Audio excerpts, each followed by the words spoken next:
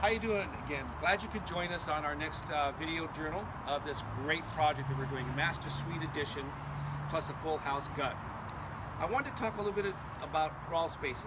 There are two ways you can have a home built. One is on a slab and the other is on a crawl space. I really prefer crawl spaces because you now have a home that's very serviceable. You can get to your plumbing, your electrical. If you want to make any modifications, it's very easy to do. Also, it has a nice warm feeling and a comfort realization that you can only get with a crawl space. This will have a crawl space, this new addition. Now, it's very important if you're going to do a crawl space that you have enough height, which means you got to have enough depth to the floor of that crawl space.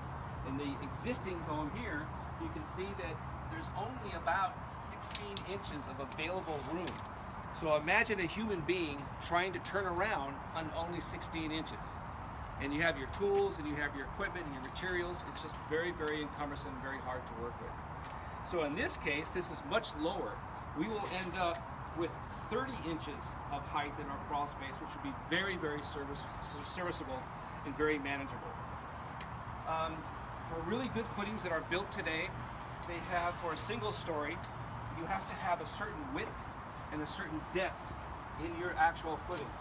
In this case, we're averaging at about 18 to 19 inches, and then on the depth, we're averaging at about 18 inches. It takes a lot of work and a lot of hard labor to get these footings just right and positioned and located exactly where your new footings are going to go. As you can tell, we're ready to go. These are very clean. They're nice and square. That's what the inspectors love. It shows that you're professional, that you know what you're doing. And now we're going to be putting up our forms. Then we'll put in all of our steel and rebar. Then we put the other side to those forms.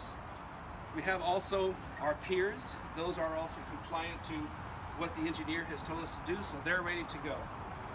We also have dug underneath the existing footings, as you can see over here, because they usually like to have a little bit of underpinning when we pour in that concrete to support that existing footing. So I know it's a little technical, but sometimes these are the little things that are kind of fun and interesting, so I hope you enjoyed it.